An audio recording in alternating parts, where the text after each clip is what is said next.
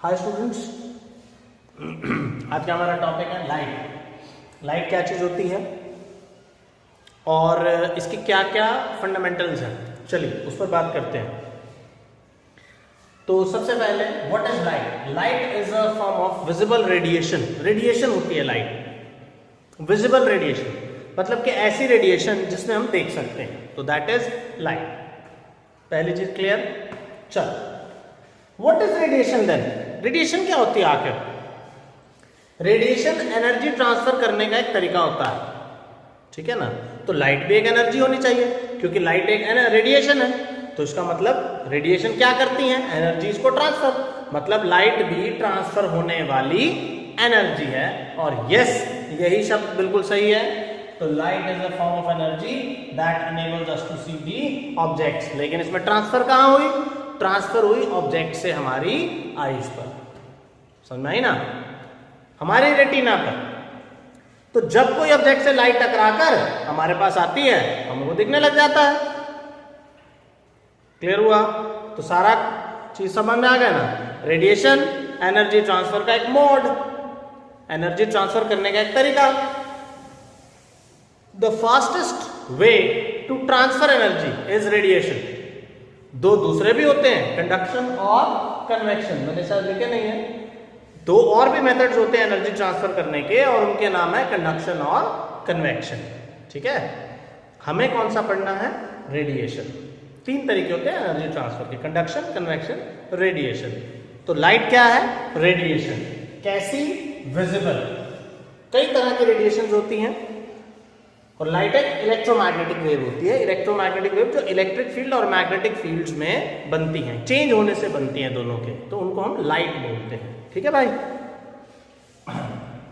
यहां तक क्लियर है? लाइट रेडिएशन है, विजिबल।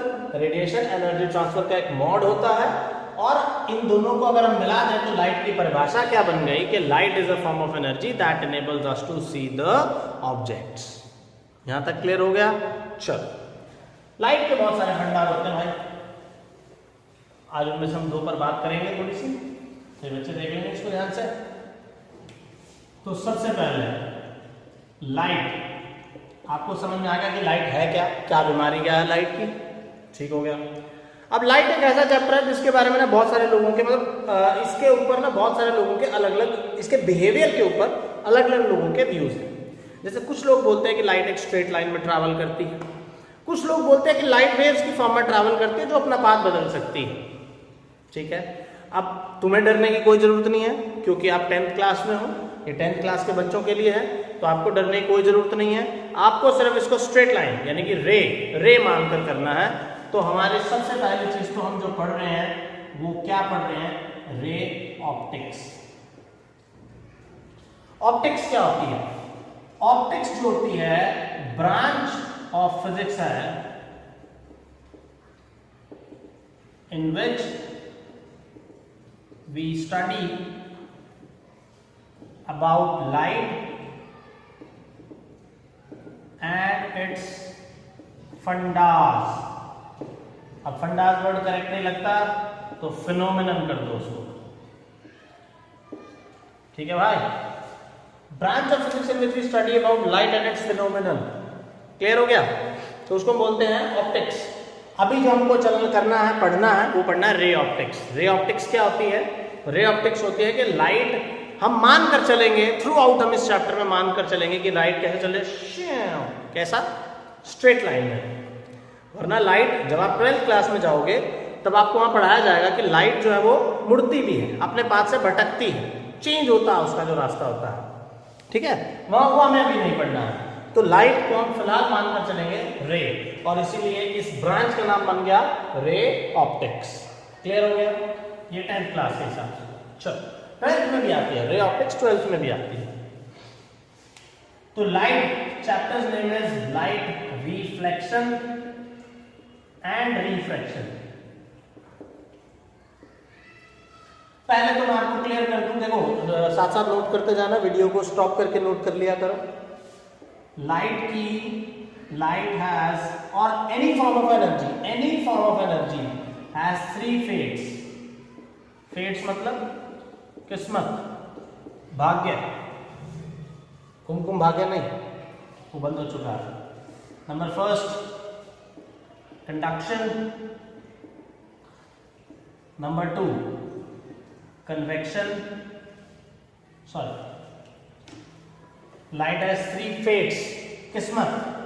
किसी भी एनर्जी की 3 किस्मत हो सकती है, मतलब कि एनर्जी के साथ क्या क्या हो सकता है, समझे ना। ट्रांसफर नहीं, वो गलती से ट्रांसफर कर लिख दिया था, ट्रांसफर नहीं, कि एनर्जी के साथ एक्चुअल में क्या हो सकता है, मतलब उसकी किस्मत में क्या है, तो उस पर हम बात करते हैं। तो एनर्जी की 3 किस्मत हो सकती हैं, अब्जॉर्प्शन, रिफ्लेक्शन, ट्रांसमिशन। क्लियर हो रहा है? एब्जॉर्प्शन का मतलब होता है कि लाइट का एक सरफेस के अंदर जाना और जाने के बाद उसी में घुस जाना, वहीं रुक जाना, दैट इज एब्जॉर्प्शन। उसको हम बोलते हैं एब्जॉर्प्शन, जाना और घुस जाना। लाइक दिस, ये गई और यहां रुक गई, या कोई भी एनर्जी, ये लाइट के लिए नहीं है, सभी एनर्जीज के लिए है। रिफ्लेक्शन का मतलब टकराना और टकराने के बाद वापस आ जाना। क्यों? अभी उसके बारे में बात कर लेते हैं। और ट्रांसमिशन का मतलब होता है कि जाना और जाने के बाद अगले मीडियम में प्रोपेगेट करते जाना। जैसे कि लाइट जब एयर से वाटर में जाती है तो वाटर के अंदर भी चलती है, समझे ना बात को। लाइट वाटर के अंदर भी चलती है, बात समझ आ रही है। तो एक मीडियम से दूसरे मीडियम में जाने पर वो क्या करती है, ट्रांसमिट, समझे। अब्जॉर्ब होने का मतलब रुक जाना, वहीं पर रुक जाना, किसी चीज से सरफेस से टकराना और टकराने के बाद वहीं रुक जाना। और रिफ्लेक्शन का मतलब वापस आ जाना। बात समझ में आ गई ना। तो हमें जो पढ़ने हैं अभी, ये 2 पढ़ने हैं इन दोनों को आपकी बुक में। ट्रांसमिशन में आगे जाएगी तो आगे जाने पर वो मुड़ भी सकती है, तो दैट विल बी रिफ्रैक्शन, तो उसके बारे में हम आगे पढ़ेंगे। तो जो पहली चीज हम पढ़ेंगे इट विल बी रिफ्लेक्शन। ठीक हो गया? यहां तक क्लियर होती जा रही चीजें? ओके, चलो अब हम आगे चलते हैं, थोड़ी सी बात करते हैं, थोड़ी सी और बात करते हैं इस चीज के ऊपर। लाइट की 3 किस्मत होती है, रिफ्लेक्शन, एब्जॉर्प्शन, ट्रांसमिशन। आप इसको RAT, रैट से याद रख सकते हो। RAT, reflection, absorption, transmission. Rat, चूहा, रैट। क्लियर हो गया? अब सुनो, तो पहली जो चीज हम पढ़ रहे हैं वो है रिफ्लेक्शन। पहला क्वेश्चन है व्हाट इज रिफ्लेक्शन। अभी बताया ना, अभी बताया, एक सरफेस पे टकराना, वापस आ जाना, टकराना, वापस आ जाना, टकराना, वापस आ जाना, दैट इज रिफ्लेक्शन। एक सरफेस से टकराना और उसके बाद वापस आ जाना, that is called reflection of light. What is that called? That is reflection of light. समझ में आ गया? क्लियर हो गया? What is reflection? Reflection is, what is reflection? Reflection is striking on a surface, light ray strikes on a surface and reflects back, bends back in the same medium. Light एक medium में चल रही है, चल रही है, चल रही है, चल रही है, ध्यान सुनना। जो लाइट रे एक मीडियम में चल रही है, इंसिडेंट रे, जो लाइट रे बिना मुड़े एक मीडियम में चल रही है, दैट इज इंसिडेंट रे। जिस पॉइंट पर स्ट्राइक करेगी, पॉइंट ऑफ इंसिडेंस, क्या बोलेंगे? Point of incidence. स्ट्राइक करने के बाद अब लाइट रे, यहां क्या है? एक दूसरा मीडियम, एक दूसरा मीडियम। अब लाइट रे ना तो इस मीडियम में जा सकती है, मतलब ना तो ट्रांसमिट हो सकती है, ना ही वहां रुक सकती है वो अगले मीडियम में, इस मीडियम में। मतलब इस मीडियम की कैरेक्टरिस्टिक्स है, जैसे कि एक दीवार। अब दीवार ना तो लाइट को रिफ्लेक्ट कर सकती है, ये टेबल, स्टूल, कुछ भी आप कह रहा हूं, पेपर आपका, कॉपी, अब वो ना तो लाइट को अब्सॉर्ब करते हैं, रखते हैं अपने पास, दबा लेते हैं, और ना ही उसको आगे भेज सकते हैं। उनमें से आर पार भी नहीं दिखता है, इसका मतलब लाइट उनमें एंटर भी नहीं कर सकती। तो फिर वो क्या करेंगे? एनर्जी की तो 3 ही किस्मत है, या तो वो वापस आएगी, या तो वो आगे जाएगी, और या फिर तीसरा क्या होगा? वहीं रुक जाएगी, अब्सॉर्ब हो जाएगा। रुक सकती नहीं है क्योंकि एनर्जी है, कंटिन्यूअसली मूव करती रहेगी। समझे? और मीडियम की प्रॉपर्टी भी नहीं है उसको रोकने की, ठीक है ना? तो वो क्या कर सकती है, या तो वो आगे जा सकती है, जो कि ये दीवार, पेपर, ये चीजें नहीं कर सकती हैं, तो फिर वो उसको वापस भेज देती हैं, and that phenomenon is called reflection.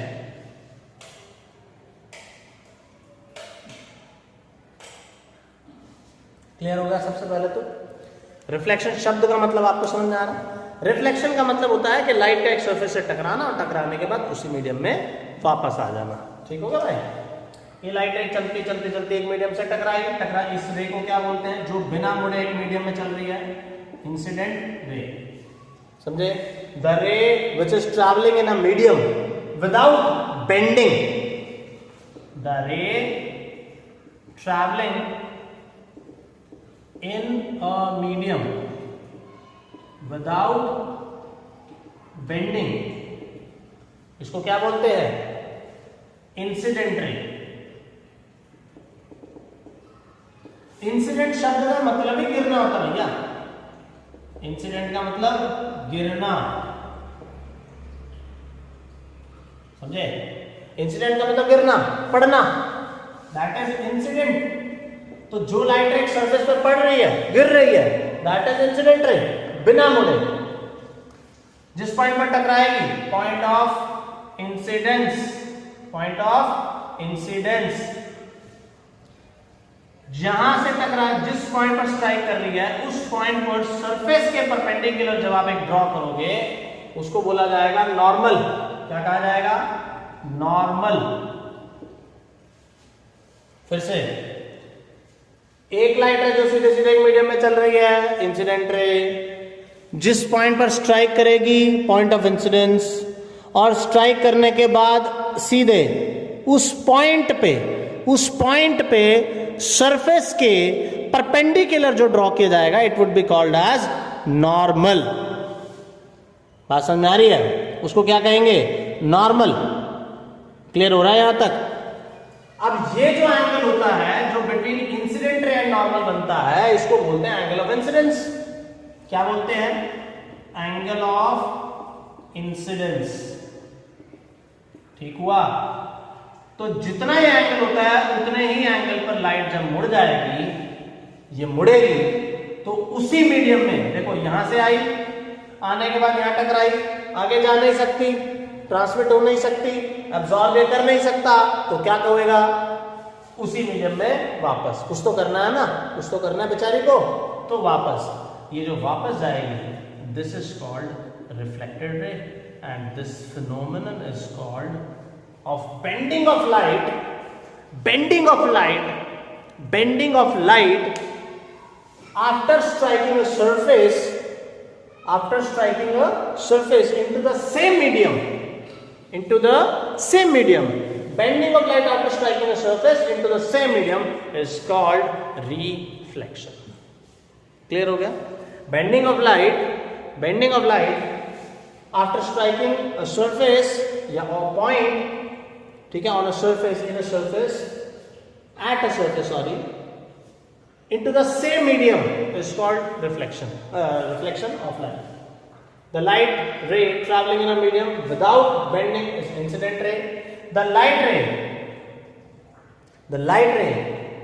which bends in the same medium after reflection is called reflected ray.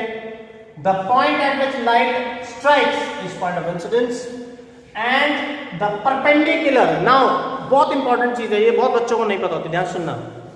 जिस पॉइंट पर लाइट स्ट्राइक कर रही है, उस पर अगर आप एक परपेंडिकुलर ड्रॉ करोगे, then it would be called as a normal. क्या बोलेंगे इसको? नॉर्मल। ये ध्यान रखना, नॉर्मल की खासियत है कि वो हमेशा सरफेस पे ड्रॉ किया जाता है। अब तुम्हारे दिमाग में शायद एक क्वेश्चन बन रहा हो कि अगर सरफेस ऐसा हो, कर्व्ड हो, तो लाइट इस पे स्ट्राइक करेगी, हम इस पॉइंट पर एक टेंजेंट डालेंगे और फिर इस टेंजेंट पे परपेंडिकुलर डालेंगे। ऐसा नहीं, देखो ऐसा नहीं कि लाइट रे स्ट्राइक करी, यहाँ पे ऐसे लाइट रे स्ट्राइक करी, स्ट्राइक करने के बाद आपने इस पॉइंट पर बिना टेंजेंट डाले बस ये नॉर्मल डाल दिया, ऐसा नहीं, ऐसा नहीं होगा। ध्यान रखना, लाइट रे एक पॉइंट पर स्ट्राइक करेगी, जिस पॉइंट पर अगर वो कर्व्ड है, जिस पॉइंट पर स्ट्राइक करेगी, स्ट्राइक करने के बाद हम उस पर टेंजेंट ड्रॉ करेंगे, फिर उस टेंजेंट के ऊपर परपेंडिकुलर डाला जाएगा, which will be called as normal, और यहां से बन जाएगी रिफ्लेक्टेड रे। ठीक हो गया? बात समझ में आ गई? तो फर्स्ट ऑफ ऑल आपको ये चीज क्लियर हो गई कि लाइट क्या है, विजिबल रेडिएशन है, रेडिएशंस क्या होती हैं, उसके बाद लाइट इलेक्ट्रोमैग्नेटिक वेव है, एनर्जी की क्या किस्मत हो सकती हैं, फेट्स जिसको हमने बोला था, और रिफ्लेक्शन क्या है। रिफ्लेक्शन का मतलब होता है लाइट का एक सरफेस से टकराना और उसी मीडियम में वापस आ जाना। तो 3-4 टर्म्स और सुन लो। जो रे बिना मुड़े, बिना बेंड हुए एक मीडियम में चल रही है, that is incident ray. The रे travelling in a medium without bending is called incident ray. Second, the रे reflects back in the same medium after striking a surface as a reflected ray. Normal is the perpendicular drawn at the point of incidence. The perpendicular drawn at the point of incidence. समझे? उसको हम बोलते हैं normal. The angle between incident ray and normal is the angle of incidence, and the angle between reflected ray and normal is called angle of reflection. And for your kind information मैं आपको बता दूं कि angle of incidence is always equal angle of reflection, and this is the law of reflection. This is the law of reflection. बात समझ में आ रही है? Law of reflection. सॉरी ये विजिबल नहीं हुआ, मैं इसको यहां लिख देता हूं.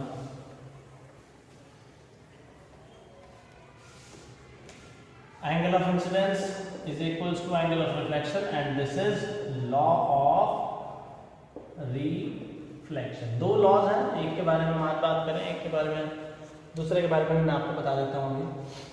तो सबसे पहले रिफ्लेक्शन क्या है आपको क्लियर हो रहा है, लाइट क्या है, रिफ्लेक्शन क्या है, लाइट के क्या क्या किस्मत हो सकती है. ठीक हो गया भाई? देखो मैं एक बार फिर से लिख देता हूँ कि हमने अभी तक इस लेक्चर में क्या क्या पढ़ा है. हमने अभी तक इस लेक्चर में पढ़ा सबसे पहले लाइट क्या है, फिर हमने पढ़ा रेडिएशन, मैंने आपको बताया कि क्या होती है, फिर मैंने आपको बताया लाइट के फेट्स ऑफ एनर्जी. ठीक है, 3 है, ART, एब्जॉर्प्शन, रिफ्लेक्शन, ट्रांसमिशन. फिर हमने शुरू किया रिफ्लेक्शन को पढ़ना, और मैंने आपको ये भी बताया था कि लाइट के बारे में लोगों के अलग अलग व्यूज होते हैं. इस चैप्टर के अंदर बहुत सारी चीजें हैं, और एक चीज हमने पढ़ी थी यहाँ पर बीच में, मैं आपको पहले वो भी क्लियर कर दूं. हमने एक चीज और पढ़ी थी विच वाज रे ऑप्टिक्स, जो हम पढ़ रहे हैं, जिसको हम पढ़ना स्टार्ट कर रहे हैं. And the next thing is reflection. ठीक है, फिर से बता देता हूं. जब एक लाइट रे एक मीडियम में स्ट्राइक करती है, इंसिडेंट रे, एरो का साइन इस बात को दिखा रहा है किधर आ रही है, ये एक सरफेस है, जिस पॉइंट पर स्ट्राइक करेगी पॉइंट ऑफ इंसिडेंस, टकराने के बाद जाएगी तो रिफ्लेक्टेड रे. क्लियर हो रहा है? इंसिडेंट रे और ये reflected ray. This is incident ray, this is reflected रे. क्लियर हो गया? इस पॉइंट पर स्ट्राइक कर रही है, point of incidence, point of incidence, टकराने वाला. इंसिडेंस का मतलब गिरना. ठीक है ना? तो गिरने वाली रे बिना मुड़े जो एक मीडियम में चल रही है, गिरती है एक सरफेस के ऊपर, इंसिडेंट रे. चलने वाली रिफ्लेक्टेड मतलब, री मतलब दोबारा, फ्लेक्शन का मतलब उसी के जैसा. सो दैट इज रिफ्लेक्शन, मतलब वैसे का वैसे, उसी के जैसी एक मीडियम दूसरे मीडियम में, उसी मीडियम में चलने वाली जो रे होती है वापस आने वाली, that is reflected ray.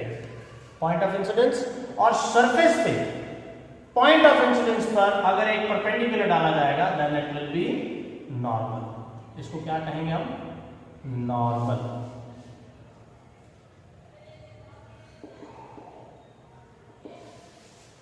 Normal और इंसिडेंट रे के बीच का जो एंगल है, the angle between incident ray and normal is called angle of incidence. The angle between reflected ray and normal is called angle of reflection. यहां तक clear है सभी बच्चों को? ठीक है भाई.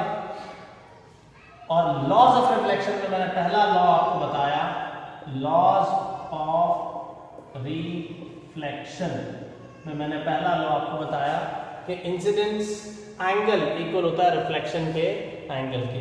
अब दूसरा बता देता हूं, ध्यान से सुनना, ये बहुत इंपॉर्टेंट है। दूसरा ये है कि इंसिडेंट रे, मैं दोनों लिख देता हूं, यहां तक क्लियर है से बच्चों को, तो यहां लिख देता हूं मैं। नंबर फर्स्ट एंगल, ये लॉज हैं of reflection. Number first angle of incidence equals to angle of reflection. Number two second law क्या है? सेकेंड लॉ ये कहता है incident ray, reflected ray and normal all lies in the same plane. अब इस बात का क्या मतलब है? सेम प्लेन का क्या मतलब है? इसका मतलब ये है कि अगर एक टू प्लेन होता है टू डायमेंशनल, बेसिकली प्लेन होता है टू डायमेंशनल, दो डायमेंशंस जिसमें इन्वॉल्व होते हैं, दो डायरेक्शंस इन्वॉल्व होते हैं, उसको प्लेन बोलते हैं। इसका मतलब ये होता है कि लाइट रे अगर मान लो ऐसे आ रही है, यहाँ ये प्लेन है, ये बोर्ड एक प्लेन है, दो डायमेंशन है ना, एक दो है ना, एक दो, ऐसे तो नहीं आ रही है, इस पे आप ऐसा तो नहीं लिख सकते हो, इधर तो नहीं लिख सकते हो, ऐसे चल सकते हो, ऐसे चल सकते हो, ऐसे तो नहीं आ सकते हो। अगर ऐसे भी आ जाते तो स्पेस बन जाता, ठीक है। फिलहाल ये प्लेन है, तो ये प्लेन है। अगर एक लाइट रे ऐसे आएगी तो वो ऐसे जाएगी या ऐसे जाएगी, समझे? या देखो ऐसे आने वाली लाइट रे ऐसे जा सकती है, ऐसे जा सकती है, उधर जा सकती है, उधर जा सकती है, इधर आ सकती है। लेकिन वो लाइट रे, ध्यान से सुनना, वो लाइट रे ऐसे आने वाली लाइट रे इधर नहीं आएगी, स्पेस में नहीं आएगी, दो डायरेक्शंस के अंदर ही रहेगी। क्लियर हो गया? This is the meaning of plane. So incident ray, reflected ray, normal all lies in the same. हाँ, ये हो सकता है कि एक लाइट रे ऐसे स्ट्राइक करे तो वो ऐसे आ सकती है, देन ऑल्सो वो दो डायरेक्शंस में ही मूव करेगी, प्लेन में ही रहेगी। क्लियर है ना? बात समझ में आ रही है ना? तो angle of incidence equals to angle of reflection and incident ray, reflected ray, normal all lies in the same plane. ठीक है? किसी स्टूडेंट्स को इसके नोट्स चाहिए हो मुझे बता दे प्लीज। कल जो नेक्स्ट लेक्चर होगा उसमें हम पढ़ेंगे रिफ्लेक्शन के टाइप्स, रिफ्लेक्शन की टाइप्स, क्या कितने टाइप का होता है रिफ्लेक्शन, और फिर इसमें मिरर्स के बारे में हम पढ़ेंगे। शुरुआत करेंगे, 4 पार्ट्स में मैंने इसको डिवाइड किया हुआ है रिफ्लेक्शन को। आज हमारा फर्स्ट पार्ट था, इसके ऊपर 4 अलग अलग वीडियोस आपको मिल जाएंगी, तो ये फर्स्ट पार्ट था। ठीक है भाई? ओके।